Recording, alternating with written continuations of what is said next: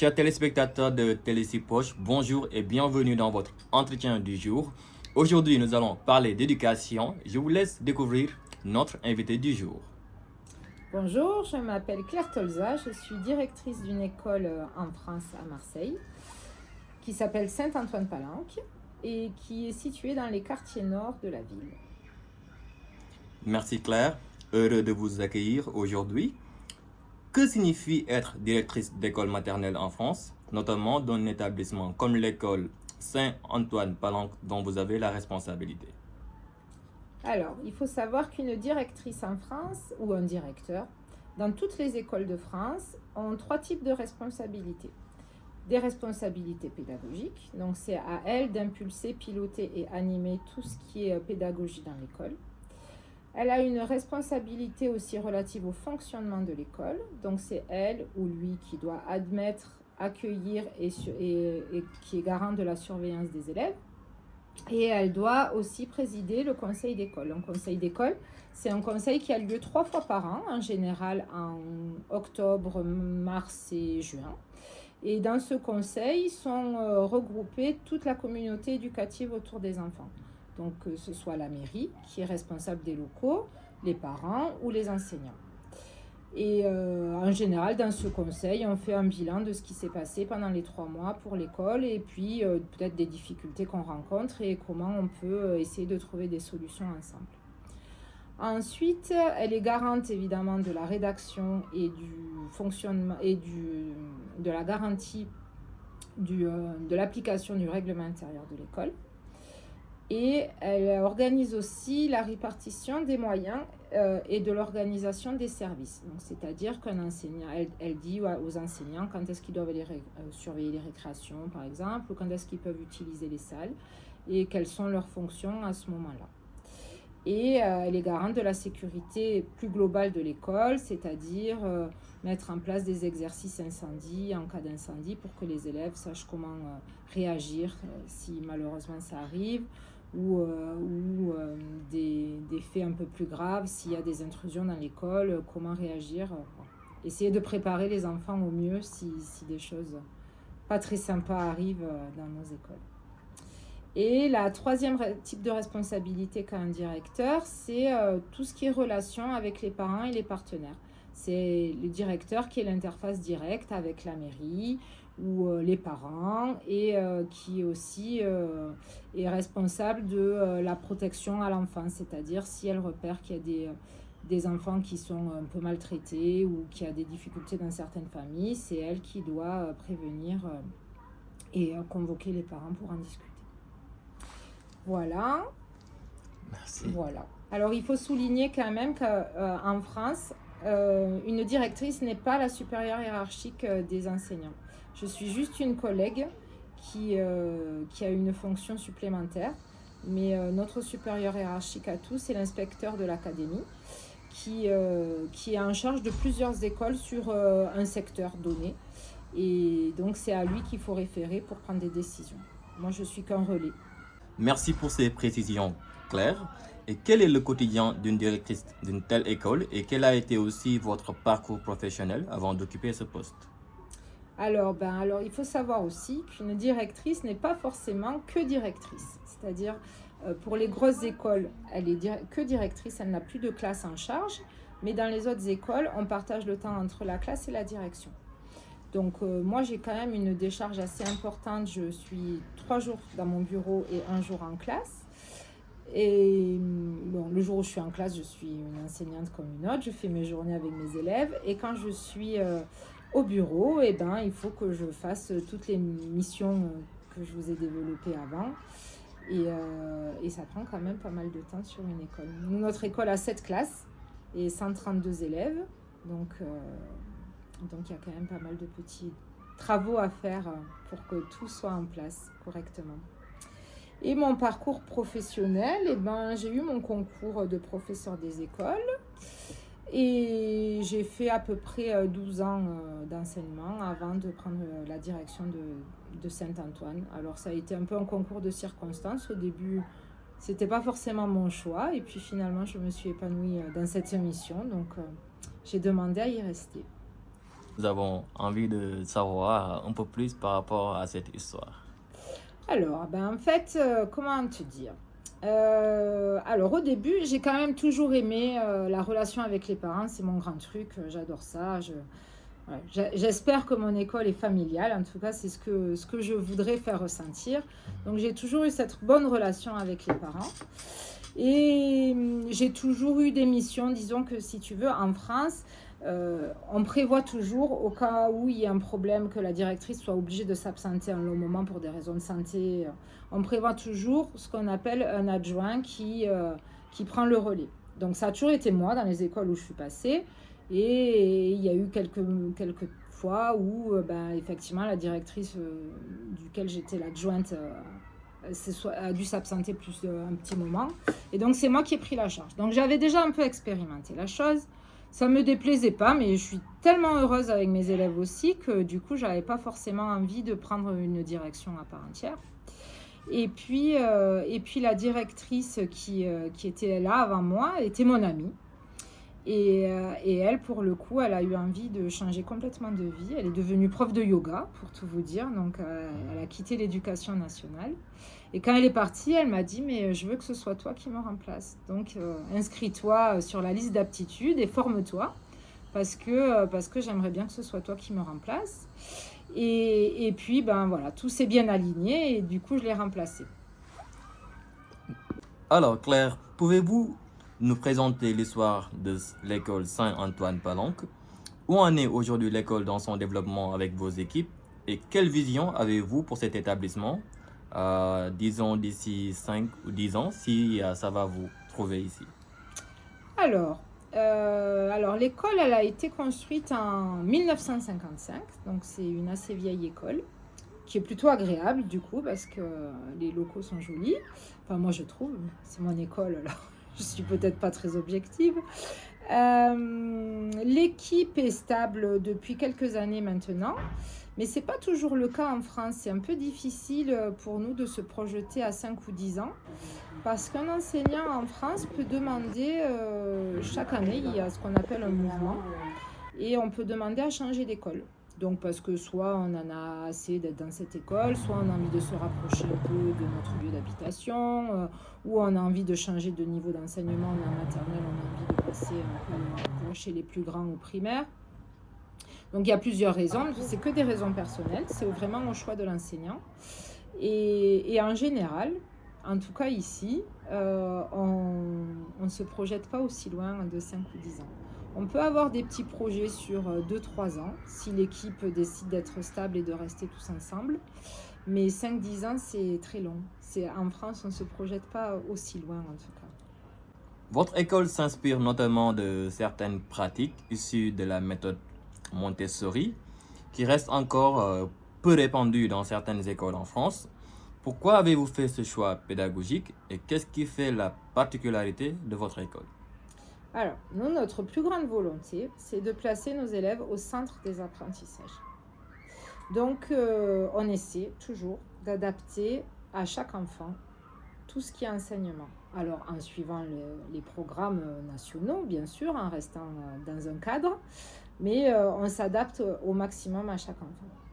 Et de fait, l'inspiration Montessori, alors c'est d'inspiration, hein, on ne fait pas du pur Montessori, parce que du pur Montessori, il n'y a pas tout ce qui est regroupement où les enfants peuvent se regrouper pour parler ensemble, c'est vraiment que de l'individuel. Nous, c'est vraiment inspiration, donc on prend tout ce qui est atelier, justement parce que en fait, ça nous permet d'amener l'enfant au plus loin qu'il puisse lui. C'est-à-dire que dans une classe, il y a un enfant, par exemple, ça sera difficile pour lui de compter au-delà de 10. Et il y a un enfant qui aura compris et qui pourra aller jusqu'à 100, 200. Donc ça nous permet vraiment d'adapter nos apprentissages à chaque enfant. Mais il n'y a pas que... alors vous avez vu beaucoup la méthode Montessori avec notre enseignante Marie qui est formidable. Mais on a beaucoup d'autres courants pédagogiques en fait dans l'école. On utilise aussi beaucoup la méthode explicite. C'est-à-dire qu'on demande aux enfants, une fois qu'ils ont réalisé leur atelier ou leur tâche qui est demandée, qu'est-ce que tu as fait? Qu'est-ce que tu as appris? Comment tu as fait? Comment tu as appris? Donc ça, c'est très important pour nous qu'ils puissent revenir et vraiment verbaliser ce qu'ils ont appris. Parce qu'il y a des enfants, on leur demande de faire quelque chose, ils sont gentils, hein, ils le font, surtout, souvent très très bien, mais ils ne mettent pas de sens dans leur apprentissage. Et nous, vraiment, c'est le cœur de notre problème. On veut vraiment que les enfants sachent pourquoi ils font ça et qu'est-ce que ça va pouvoir les amener à faire plus tard. S'ils savent faire ça, qu'est-ce qu'ils vont pouvoir faire plus tard. Donc ça, c'est vraiment le leitmotiv de notre école, à travers la méthode Montessori, mais pas que. Donc du coup, la métacognition et l'enseignement explicite aussi. Nous sommes actuellement en stage dans votre établissement dans le cadre d'une coopération pédagogique internationale. Que représente pour vous ce type d'échange et de stages internationaux entre enseignants et futurs enseignants? Alors, déjà, on a conscience que beaucoup de choses s'apprend quand on observe ce qui se passe dans les classes. Et on est surtout très curieux de voir les différentes façons de faire et les différents systèmes éducatifs. Alors, à travers les étudiants qu'on reçoit. Donc, on est quand même très curieux, on pose beaucoup de questions nous aussi. Donc, c'est un échange, en fait. C'est un vrai échange. On ne fait pas que donner notre avis et notre vision de l'enseignement. Et à tel point qu'avec une autre enseignante de l'école qui s'appelle Marie, on est partis toutes les deux à Copenhague dans le cadre d'un échange Erasmus comme ça, pour étudier justement le système éducatif danois. Alors on est revenu avec plein d'idées. Alors après, il faut avoir conscience dans ces échanges que tout ne peut pas s'appliquer. Tout ce qu'on a vu ne peut pas s'appliquer forcément dans le pays duquel on vient, parce que il y a plein de choses qui sont différentes.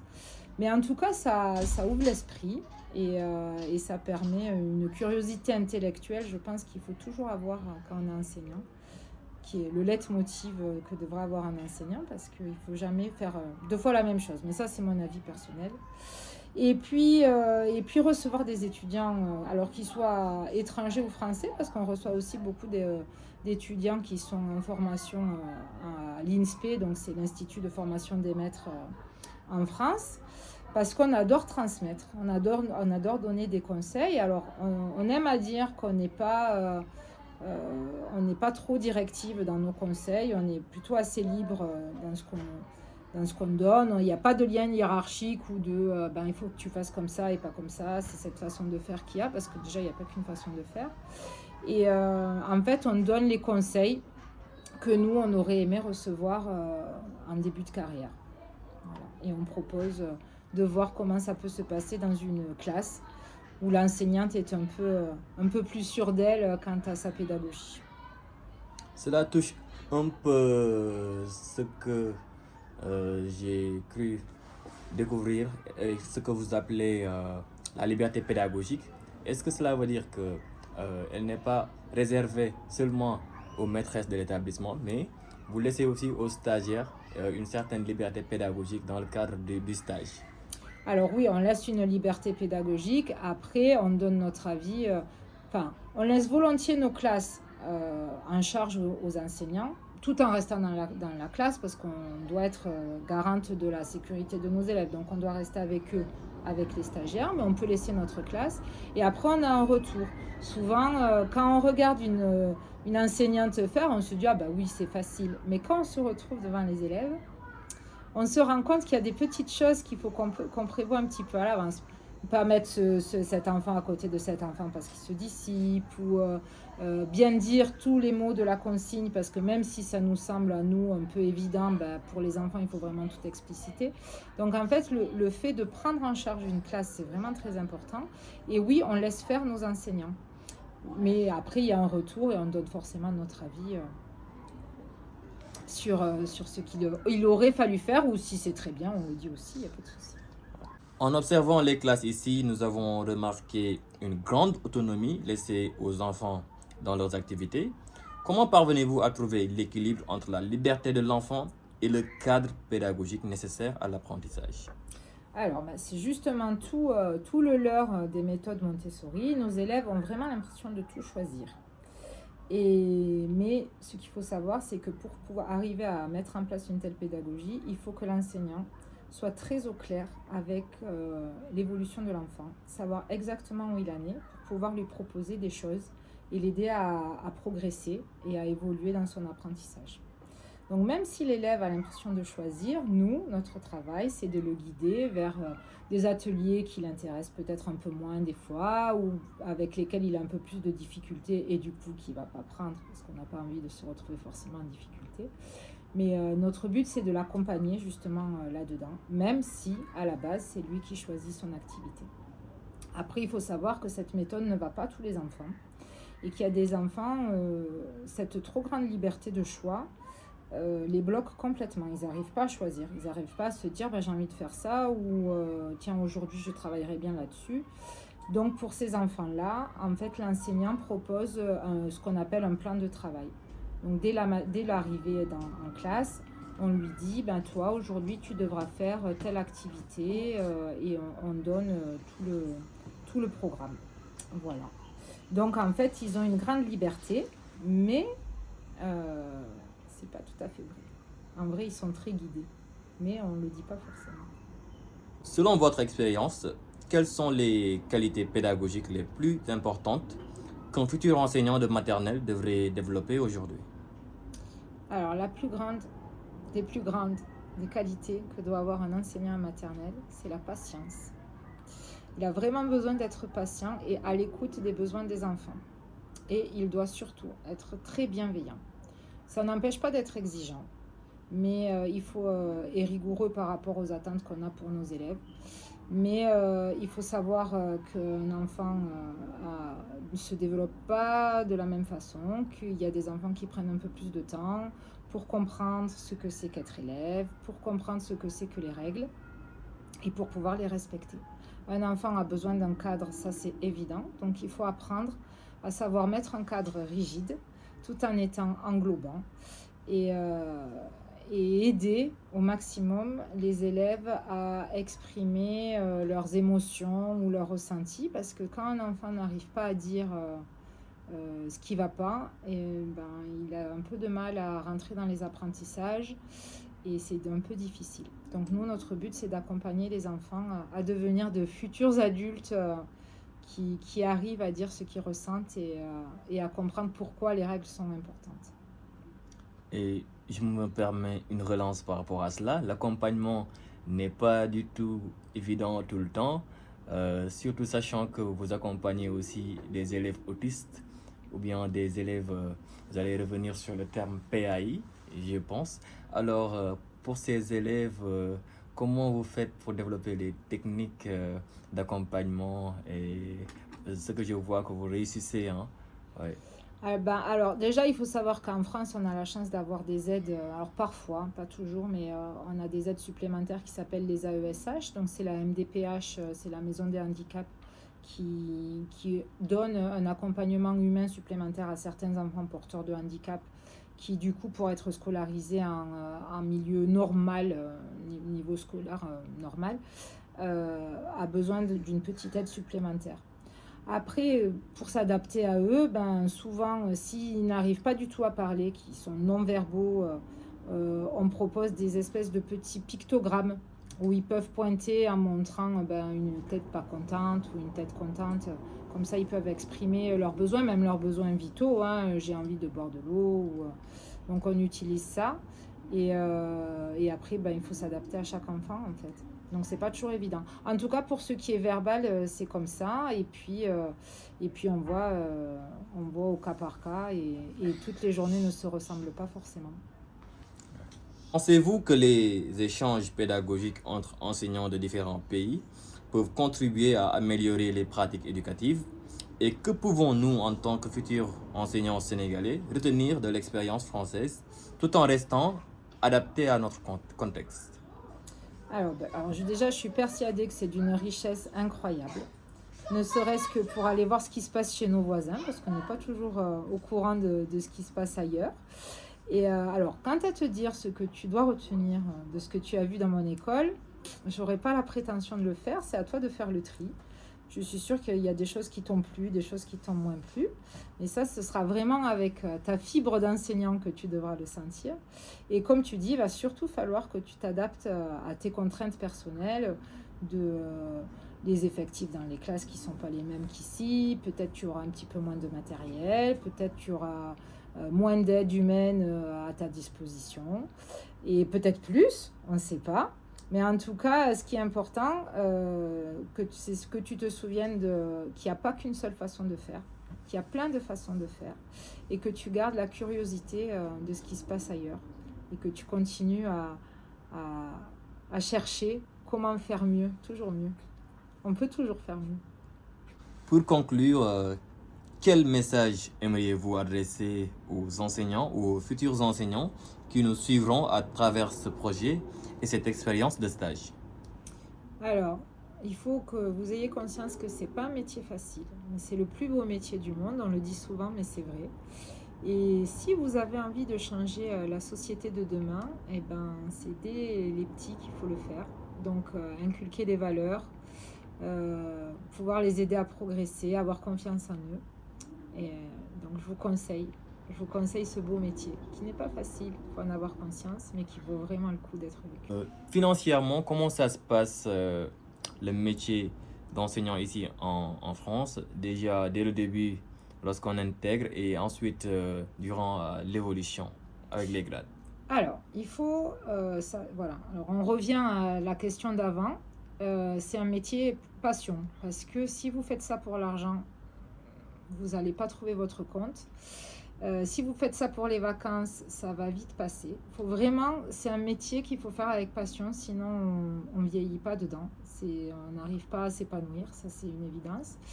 Alors moi je suis plus trop au courant du début des salaires des enseignants, mais en France on est payé dès notre entrée à l'école de formation des maîtres pour un an.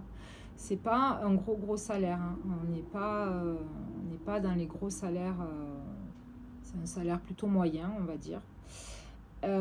Et ensuite on évolue en fonction d'un système, ça s'appelle des échelons. Donc au bout d'un certain nombre d'années dans un échelon, on change d'échelon. Il peut y avoir des passerelles un peu plus rapides si quand on se fait inspecter ou quand nos supérieurs viennent nous voir dans les classes, s'ils sont contents du travail qu'on fait, on peut avoir un petit boost. Mais en général, on reste 4 ans avec le même salaire sans augmentation. Comparé au privé, il faut aussi savoir qu'il n'y a pas de conseil d'administration, donc on n'a pas trop d'avantages en fait. Et il faut aussi avoir conscience, ce qui est très important, c'est qu'on ne peut partir que pendant les vacances scolaires, même s'il y en a beaucoup. Et qui dit partir pendant les vacances scolaires dit payer le triple des billets d'avion par rapport aux autres qui peuvent partir un peu quand ils veulent leurs vacances. Donc il faut avoir conscience de tout ça. En tout cas, c'est pas un métier qu'on fait pour l'argent, ça c'est une évidence. Mais c'est un métier qu'on fait pour la reconnaissance et pour sa conviction personnelle. Que pensez-vous de la réputation des enseignants? D'aucuns pensent que les enseignants ne sont là que pour les vacances et ils ont beaucoup d'avantages pour un travail qui n'est pas toujours apprécié à sa juste valeur. Qu'avez-vous à dire par rapport à cela? Alors, il y a deux grades, on va dire. Pour les parents que tu reçois dans ton école, je pense qu'ils sont très reconnaissants de ce que tu fais pour leurs enfants parce qu'ils le voient vraiment. Ils voient le travail que tu fournis, ils voient l'évolution de leurs enfants chaque jour. Donc, je pense qu'au niveau macro-école, là, vraiment école, on a des familles qui nous respectent beaucoup. Il y a beaucoup de respect mutuel. Après, ce qui est pour le reste de la société, effectivement, beaucoup de gens ne voient que les nombreuses vacances qu'il y a dans ce métier. Mais c'est franchement pas un métier facile, il ne faut pas croire ça en tout cas. C'est un métier qui demande beaucoup de préparation, beaucoup de temps personnel. C'est un métier duquel tu sors jamais tout à fait, parce que quand tu rentres chez toi, eh ben, tu as toujours en tête ce que tu n'as pas bien fait dans ta journée. « Ah, j'aurais dû faire ça comme ça » ou « Ah, et ce petit élève, je ne l'ai pas assez aidé. Et qu'est-ce que je peux faire pour que ça aille mieux ?» En fait, tu as un peu de mal à sortir. Ta vie ne s'arrête pas une fois que tu as fermé ta porte, en fait. Tu as toujours un peu en tête ton métier et tout ce que tu as fait ou pas bien fait. Tu te refais ta journée en boucle et voilà. Donc, effectivement, je pense que la société ne reconnaît pas à sa juste valeur tout ce qu'il faut faire pour les enfants. Alors, ils en ont eu un peu conscience au moment du Covid, tu vois, quand il n'y a plus l'école et que les parents se sont retrouvés avec leurs enfants tout le temps à devoir faire les devoirs. Ils ont pris un peu conscience de la valeur de ce qu'on apportait. Et puis après, on oublie, mais c'est comme ça. En tout cas, oui, c'est vrai qu'on n'a pas toujours une très bonne réputation et c'est dommage. Mais en tout cas, ceux qui pensent que vraiment c'est facile, je les invite à venir passer une semaine dans mon école. Ils sont toujours les bienvenus. Et puis ils me diront à la fin ce qu'ils en pensent. Très bien. L'école famille, je remarque que c'est très d'actualité ici. D'ailleurs, vous en avez parlé. Les parents sont impliqués dans tout pratiquement, avec les collations, leur participation et tout. Ils sont vraiment dedans. Alors, que pouvez-vous nous dire par rapport à leur implication, comment c'est venu, d'où est venue l'idée et comment vous vivez ça tous les jours? Alors pour nous c'est très important parce que pour beaucoup de parents, l'école c'est assez opaque. Alors soit ils n'ont pas eu une bonne expérience eux quand ils étaient plus jeunes et du coup l'école c'est douloureux. Donc ils viennent un peu à reculons avec leurs enfants. Soit c'est des familles qui, et c'est normal, hein, ils nous confient leur petit bébé, surtout en maternelle, hein. Ils nous confient la prunelle de leurs yeux pendant 6 heures, donc c'est pas facile parce qu'ils ne nous connaissent pas en début d'année. Et nous, notre travail, c'est justement de leur montrer toute notre bienveillance, de les accueillir au maximum dans l'école pour leur montrer que tout est ouvert et qu'ils seront toujours les bienvenus au sein de notre école, que vraiment on n'arrête pas grand-chose à cacher en fait, hein. Et après ce lien, il se développe. C'est pas, voilà, nous ça fait, l'équipe en tout cas, ça doit faire 5-6 ans que personne n'a bougé de notre école, qu'on est toutes là. Et ils nous connaissent toutes. Donc c'est déjà plus facile pour eux. Et pour nous aussi, parce que voilà, certes, il faut composer avec toutes les familles, mais en tout cas maintenant on sait comment parler aux gens, comment les prendre, ce qui les angoisse, ce qui peut les rassurer. Et en fait, une fois qu'on a la confiance des parents, on a gagné. On a gagné parce que du coup, ils ne sont pas en stress quand ils nous laissent leurs enfants ne sont pas en stress quand ils restent avec nous. Et du coup, on peut apprendre beaucoup mieux. Alors là, nous sommes arrivés au terme de cet entretien. C'est le moment pour moi de faire un témoignage par rapport à l'école et l'expérience vécue dans cette école magnifique. Et vous remercier en tant que directrice. Merci pour l'accueil, merci pour le partage, merci pour la générosité intellectuelle et pédagogique. Et merci à toutes vos équipes, les maîtresses, les tatas. Merci pour ce cadre idéal et propice aux enseignements apprentissage. Et merci pour tout le bien que vous avez fait pour nous et que nous vous avons vu faire pour les enfants et pour les parents. Merci infiniment. Quel est votre dernier mot? Eh ben, vous serez toujours les bienvenus. Mon école est ouverte pour tout le monde.